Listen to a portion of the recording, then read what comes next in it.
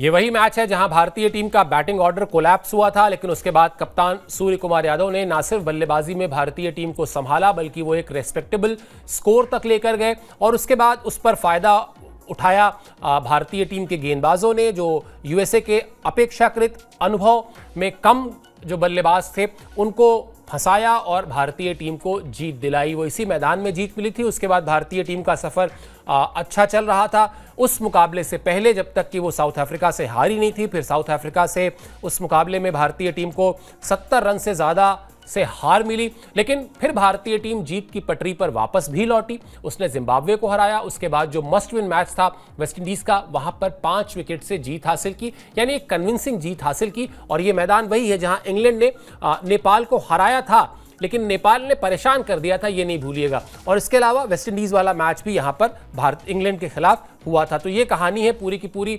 इस मैदान की, वानखेड़े में अभी इस समय ये जो टूर्नामेंट चल रहा है किस तरह के संकेत है ये आपको बताते हैं।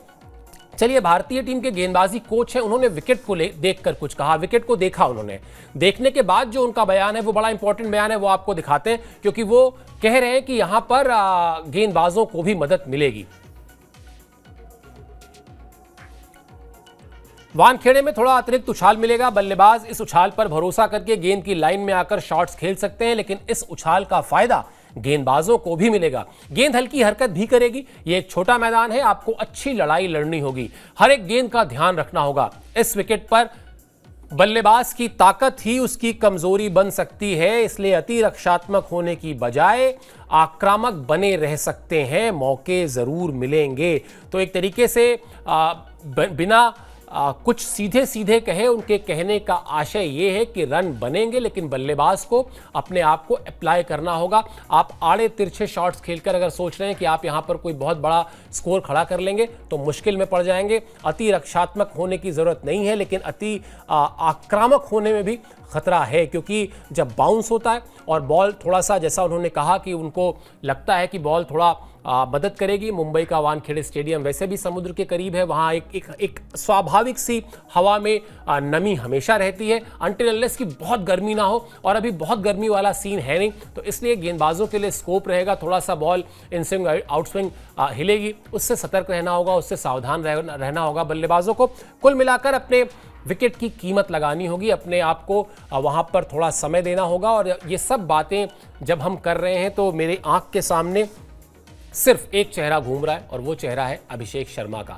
बड़ी डिबेट है ये कि एक खिलाड़ी सिर्फ 13-14 रन की औसत बनाकर कैसे प्लेइंग 11 में बना हुआ है, लेकिन फिर ये भी नहीं भूलना चाहिए कि ये वही खिलाड़ी है जिसने इस टूर्नामेंट से पहले आपको लगातार लगभग हर मैच में रन बना के दिए थे। और तब बाकी खिलाड़ी नहीं चल रहे थे, तब सूर्या नहीं चल रहे थे, कप्तान नहीं चल रहे थे, लेकिन वहां पर अभिषेक जिस तरह की शुरुआत कर रहे थे उससे फायदा हो रहा था, या तिलक जिस तरह से बल्लेबाजी कर रहे थे।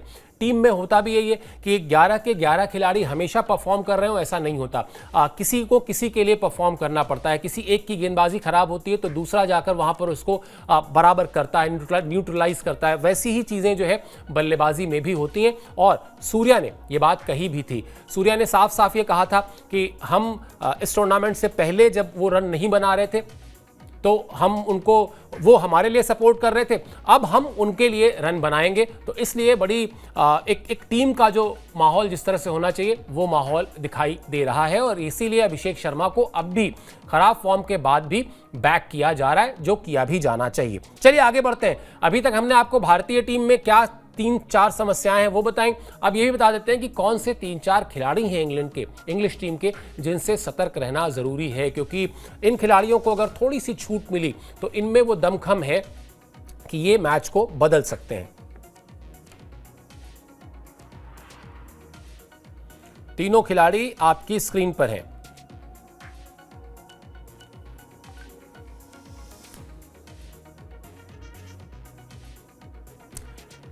Harry Brook 228 run, Will Jacks 191 run, Adil Rashid 11 wicket ले चुके हैं। तो ये तीनों खिलाड़ी ऐसे खिलाड़ी हैं जिनको इस फॉर्मेट की शानदार समझ है और इसीलिए इन तीनों खिलाड़ियों से सावधान रहना जरूरी है।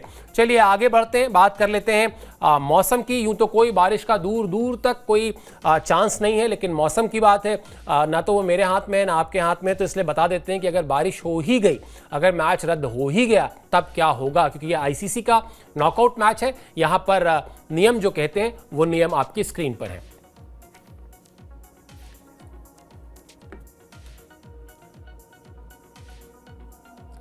5 मार्च को नहीं हो सका मैच तो 6 मार्च को होगा। 5 मार्च को अधूरा रह गया मैच तो 6 मार्च को पूरा होगा। यानी वो जो रिजर्व डे आईसीसी के इवेंट्स में रखा जाता है वो रखा गया है सेमीफाइनल मुकाबलों के लिए।